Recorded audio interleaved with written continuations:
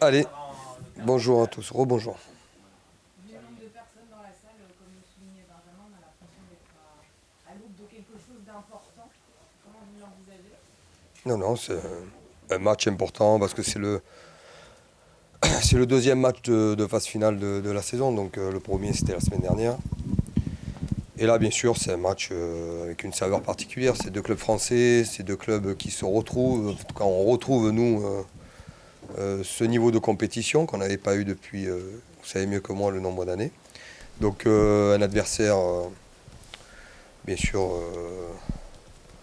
qui fait quand même forte impression depuis des années. Donc voilà, c'est en tout cas un beau match, une belle fête de rugby, en tout cas pour le rugby européen, mais aussi français, et plus particulièrement ici à Toulon, on va dire, voilà, où les gens attendent ce match-là.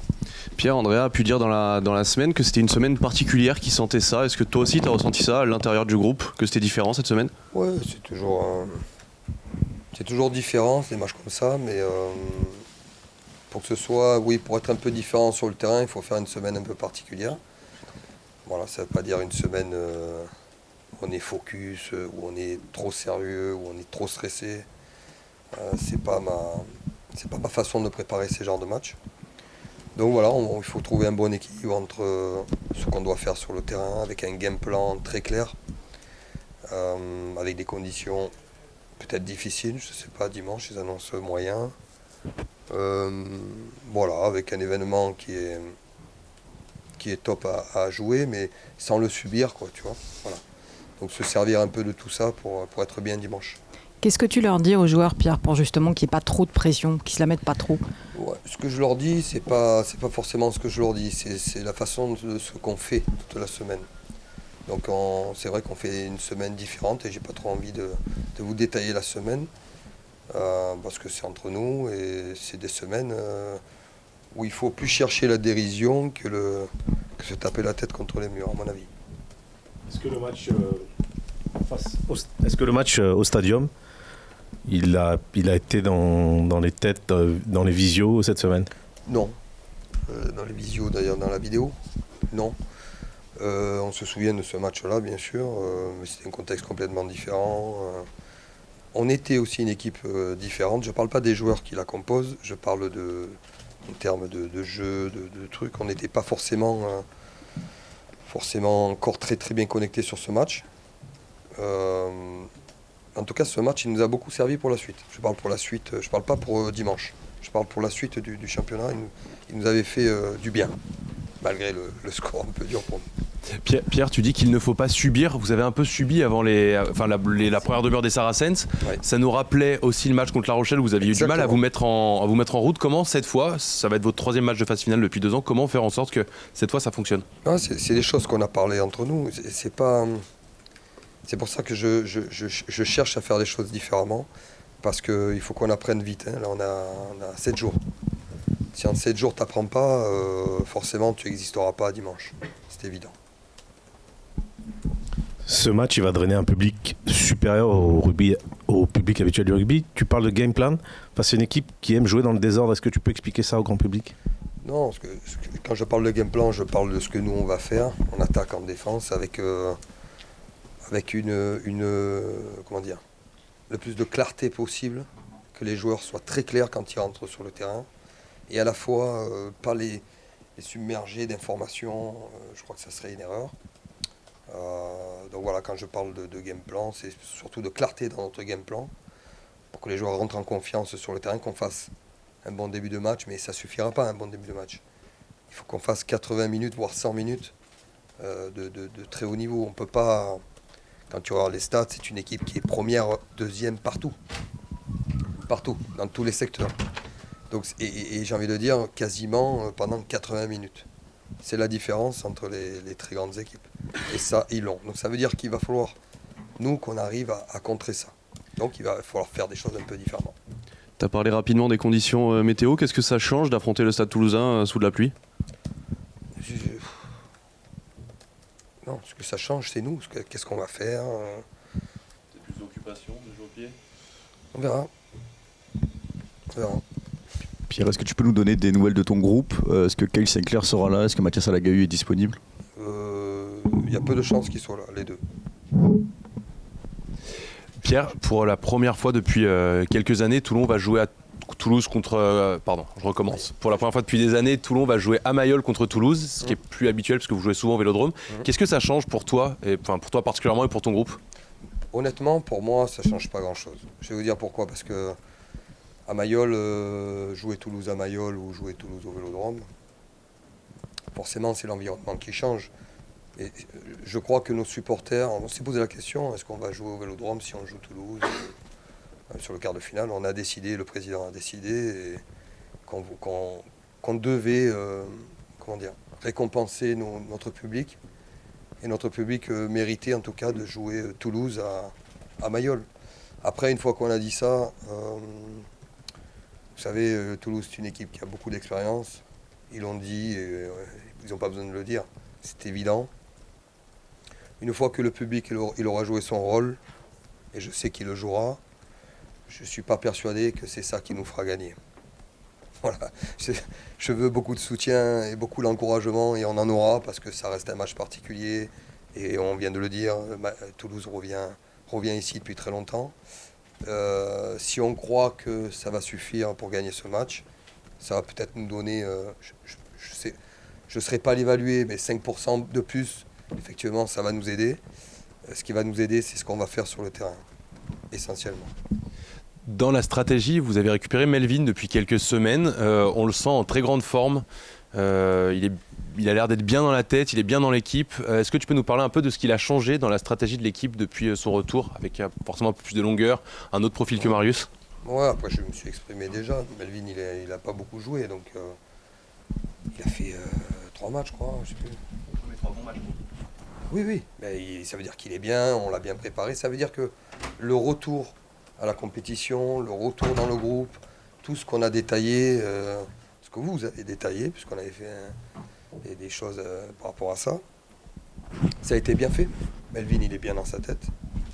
Il a vécu des moments difficiles, on va pas revenir dessus. Aujourd'hui, il est là. Et pour lui, et comme les autres, c'est un bon match dimanche pour montrer que tu es là. Que ce soit Toulouse, au-delà des histoires, le fait que ce soit Toulouse, ça représente pour lui aussi, c'est un rendez-vous manqué. Est-ce que tu en as parlé un peu avec lui dans la semaine? Non, ça ne sert à rien de rajouter quoi que ce soit. Il n'y a pas de pression. Franchement, il n'a rien à prouver. Il n'a rien à prouver. Il a à faire des choses pour l'équipe comme les autres joueurs. Il doit rester dans son rôle et surtout pas vouloir montrer. Il n'y a rien à montrer. Il n'y a rien à montrer. Il n'est pas en guerre avec Toulouse. Toulouse, voilà, il est parti de Toulouse. On connaît les conditions dans lesquelles il est parti. Parce qu'on a bien voulu l'accueillir et parce qu'il voulait revenir aussi chez lui. Point barre. Il a passé de très bons moments à Toulouse. Comment tu expliques les difficultés défensives que vous connaissez en Champions Cup par rapport au top 14? Vous êtes très solide et là vous prenez quasiment 4 essais par match depuis le début de la compétition. Comment toi tu l'expliques? Est-ce que ça peut t'inquiéter? Ouais, ça m'inquiète et ça me fait pas plaisir. Donc c'est vrai que notre défense, c'est plutôt quand ça va pas, on se rassure beaucoup avec ça. Et tu as raison, on a pris trop d'essais. Donc c'est sûr que contre Toulouse, si tu n'es pas performant là-dedans, tu vas en prendre encore plus d'essais et tu ne gagneras pas le match. Donc on a rectifié quelques trucs, mais je crois que ce qui va être la clé de tout ça, c'est la fraîcheur de nos avants pendant 80 minutes. Si on veut rivaliser, ça va être beaucoup ça. Tu parles de la fraîcheur des avants, Pierre. Vous avez la meilleure mêlée du top 14, l'une des meilleures de Champions Cup avec seulement 2 perdus depuis le début de la compétition. Comment tu expliques cette force devant? On voit aussi les ballons portés qui fonctionnent bien depuis le début de la saison. Comment tu l'expliques, toi, cette force avec tes avants? Non, mais c'est plutôt un point fort chez nous, mais on n'a pas toujours dominé tous les matchs non plus. On ne peut pas s'attendre à dominer une mêlée toulousaine outre mesure, je ne pense pas. Ils ont une mêlée qui est quand même solide aussi. Ils ont des ballons portés qui sont très efficaces. C'est une des meilleures équipes sur les ballons portés. C'est une des équipes qui fait des ballons portés le plus en Europe et bien sûr en top 14. Contrairement à l'image du jeu où ils excellent, où ils sont bien sûr très très efficaces. Avant tout, ils font d'abord ça.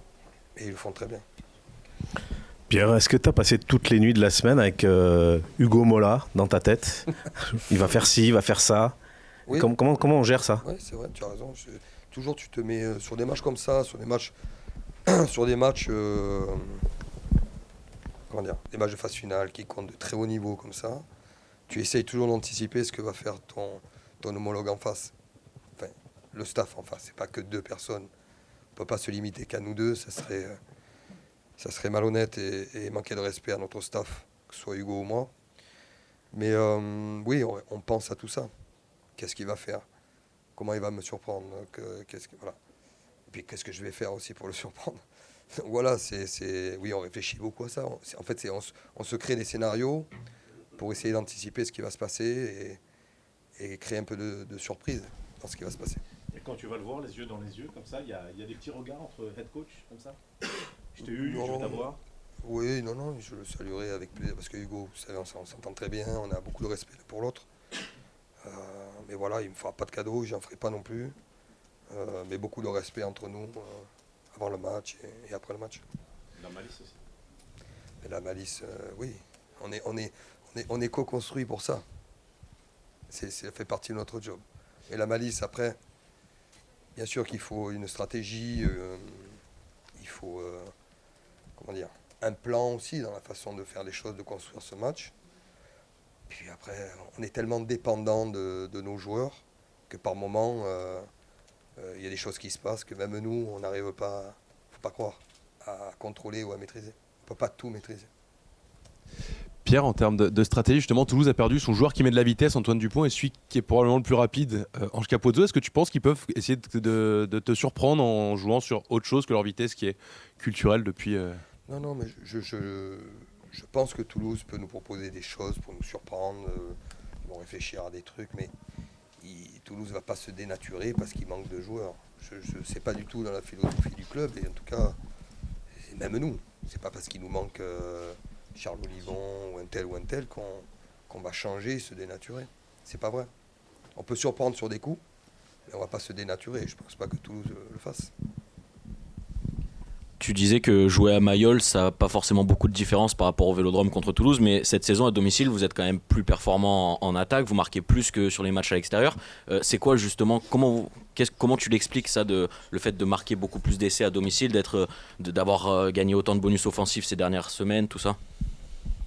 Ouais, non, t'as raison, il y a quand même une différence par rapport à ça, mais quand je dis qu'il n'y aura pas de différence, il y en aura une, il y aura 5% de plus. Je dis que le fait de jouer à Mayol, d'avoir nos supporters avec nous, d'avoir tout l'environnement avec nous, ne va pas te faire gagner ce match. Ça serait trop facile, ça serait trop simple. Donc c'est ça que je dis. Après la différence, pourquoi on marque un peu plus d'essais ici, peut-être qu'il y a ce petit supplément d'âme qui fait ces 5% qui fait que tu arrives à marquer un peu plus à l'adversaire et voilà. On verra dimanche. Le plan de jeu qui change peut-être aussi? Non. Le fait d'être à domicile par rapport à l'extérieur? Non. Pas du tout. On est bon? Merci beaucoup.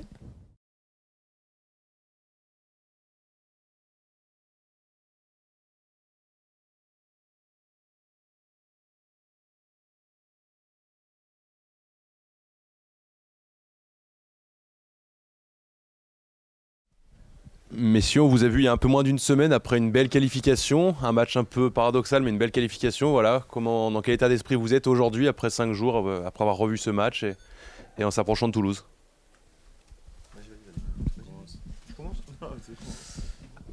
On se sent bien, c'est sûr qu'on a fait un peu le retour du match aussi du 8e où voilà, on a vu un peu tous les problèmes qu'on a eu face à cette équipe de Saracens. Voilà, maintenant il va falloir avancer et essayer de préparer au mieux ce match qui arrive.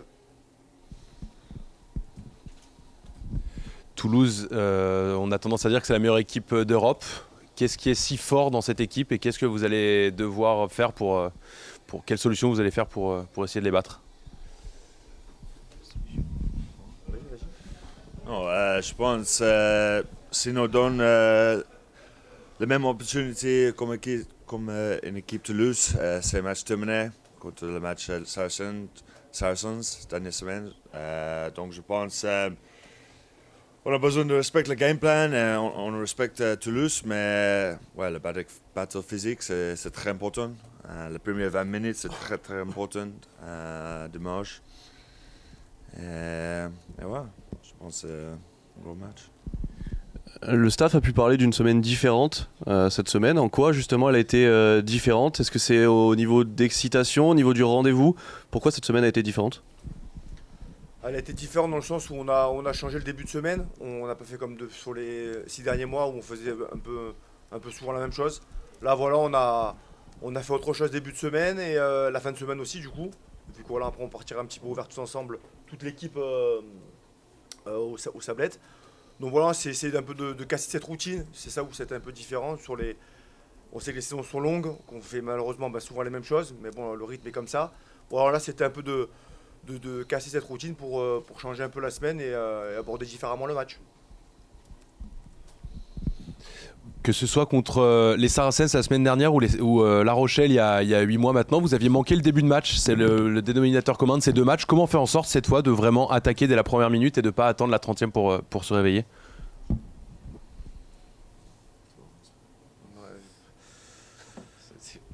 C'est sûr qu'on a eu deux entames compliquées surtout, avec La Rochelle et les Saracens. Voilà, maintenant on sait que face à Toulouse, comme j'ai dit en conférence de presse en fin de match contre les Saracens, on ne pourra pas se permettre contre qui que ce soit de démarrer aussi mal. Parce que je pense que dans le match on n'y reviendra jamais sinon. Donc voilà, ça va être à nous de bien commencer ce match, voilà, et essayer de l'aborder de la meilleure des façons. Vous sentez que... Tu as dit que pendant l'échauffement, il n'y avait pas de gaz, c'était super flat et tout. Vous en avez parlé, vous avez débriefé, quels sont les... Ouais, on a surtout refait un point pour l'échauffement. On va essayer de changer quelque chose pour l'échauffement, essayer d'amener quelque chose où on doit sortir un peu plus tôt pour s'y préparer. Après l'heure, c'était 13h30 le week-end dernier. Bon, là c'est 16h, l'heure aussi différente, mais c'est surtout ça, peut-être d'amener quelque chose de différent à l'échauffement. De sortir un peu plus tôt, de se préparer un peu plus vite. Parce qu'il y en a souvent, il y a des mecs, après ils ont l'habitude, où ils sortent juste pour le début de l'échauffement. Donc c'est juste peut-être essayer de sortir un peu plus tôt. David, we love to talk about the speed of Toulouse, but they have some big men also. How do you apprehend this game personally? Non, je pense que c'est un match difficile, très physique. Je pense que c'est très important les avants. On a besoin de gagner la collision tout le temps, ça c'est le rugby, mais contre l'équipe sur Toulouse, c'est très très important. Le millet, le touche, le battle physique. Parce que si on gagne le battle physique, c'est plus difficile pour le 3K, pour jouer, pour Lester, pour Jeremy, pour Melvin, pour jouer vite. Donc je pense que c'est important. Comment vous sentez le groupe, Jérémy, là, à quelques jours de ce quart? Est-ce qu'il y a de l'excitation, de l'émulation? Vous mettez la pression? Non, je pense qu'il y a un peu de tout. Je pense que voilà, après il faut l'aborder comme un match de rugby. Voilà, oui, c'est un quart de finale, je joue contre Toulouse, certes, mais voilà, ça restera un match de rugby. Surtout de bien, comme j'ai dit, de bien l'aborder, de bien le commencer. Mais voilà, il y a surtout de l'excitation. On est tous contents de rejouer ce genre de match. Voilà, clairement. Puis faut être honnête, on passe aussi un test ce week-end. Faut être honnête. Donc voilà, c'est aussi savoir aussi où on en est. Donc il y a plein de choses positives qui vont arriver pour la suite. Vous avez l'habitude, comment vous préservez de ce type de pression, on va dire? Je pense que c'est de la bonne pression. Je pense qu'il faut le prendre, il faut l'aborder de la meilleure des façons. Certes, voilà, on sait que c'est Toulouse, ça va être très compliqué et tout, mais voilà, c'est surtout de rien changer, mais surtout de rester naturel, essayer d'être le moins complexé possible. C'est ça le plus important. David, question in English, if you may. If it was boxing championship between Jack Willis and Lewis Ludlam, what would be the tale of the tape? I think they're slightly different players, but they're both brilliant players. I'm sure there'll be a bit of a few words said on the field between the two of them, and they'll have a go at each other. And I think it'll be a good contest. What are the specificities? I think Jack Willis over the ball. Obviously, he's known for that. His threat over the ball is brilliant. I think Lewis is more. He does the unseen work, the dark work. In the tackles and the rucks and things like that. So slightly different, but both great players, and they used to play together in the England team. So, and I think they're both fighting for that shirt again in the future, maybe. So it'll be good. Jérémy, vous allez jouer, c'est assez rare, mais Toulon joue souvent au Vélodrome contre Toulouse. Cette fois, ça va être à Mayol. Est-ce que ça change quelque chose dans l'approche pour les joueurs? Est-ce que ce que ça représente? Est-ce que c'est plutôt chouette d'offrir ça un peu au peuple toulonnais? C'est plutôt chouette pour le peuple toulonnais de recevoir à Mayol. Je pense que tout le monde est content. Même nous, voilà, ça va nous changer hein, par rapport à tous ces événements qu'on fait à chaque fois au Vélodrome. Mais comme je l'ai dit, voilà, ça reste un match de rugby, mais c'est sûr que c'est quand même plus bonheur de jouer ce genre de match à Mayol. Mais ça change vraiment quelque chose? Il y a moins de bruit, il y a moins de... Enfin, c'est malgré tout un petit stade. Ouais, mais bon, ça reste, comme je dis, ça reste un match. En fait, ce qui est cool, c'est surtout, je crois que ça faisait presque 10 ans qu'on n'avait pas reçu Toulouse en match officiel à Mayol, donc je pense que c'est surtout pour les supporters. Pour nous, ça ne change pas grand-chose, que ce soit au Vélodrome, le bruit, tout ça, c'est plus pour les supporters. David, cette saison, le paquet d'avant est très très fort à Toulon, que ce soit en mêlée, sur ballon porté, tout ça. Comment tu l'expliques, toi, cette force que vous avez cette saison et comment tu sens ce match face à Toulouse? Sur quoi ça va se jouer devant?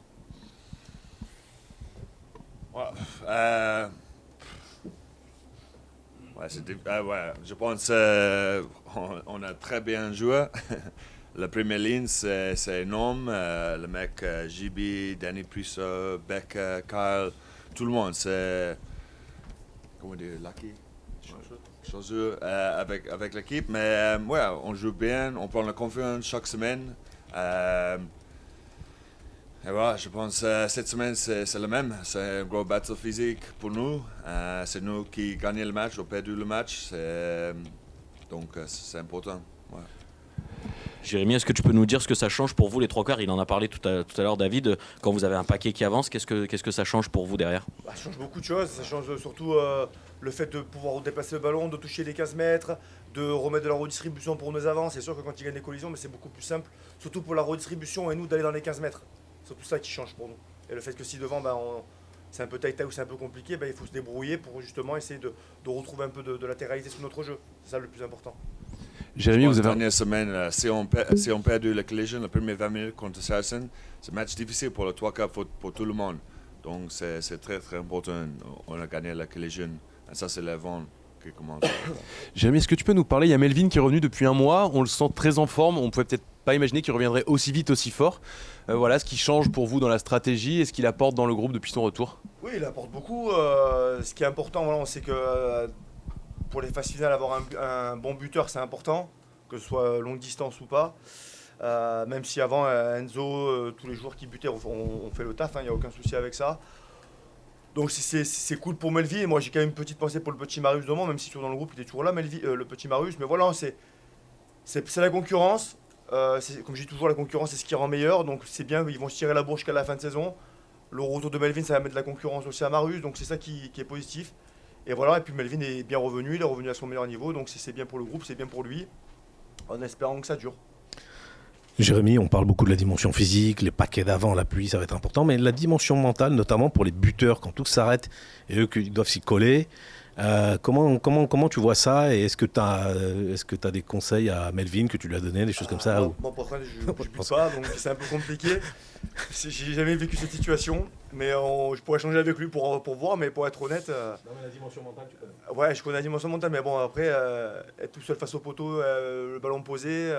la mettre entre les poteaux, c'est pas pareil, quoi. Mais c'est sûr que dans le match, tout ça, oui, je pense qu'on a tous nos préparations, on est tous différents sur ce genre d'événement, comment on l'aborde. Mais voilà, je pense qu'il faut le prendre comme un match de rugby. Je pense que si on commence à se dire, on joue ça on joue ça Toulousain, ça va être compliqué et tout, on le sait très bien. Mais ça va être à nous de jouer à notre meilleur niveau. C'est surtout ça le plus important. Le duel Ramos-Jaminet, comment tu le vois? Je pense que ça va être un beau duel entre les deux en termes de but surtout, oui. Ils verront bien. Vous avez un truc à vous, on a chacun notre façon de nous préparer, etc. Mais vous avez un truc à vous faites à chaque fois Non, moi c'est vraiment... ça l'arrache, moi, pour être honnête. Tout au feeling. Tout au feeling.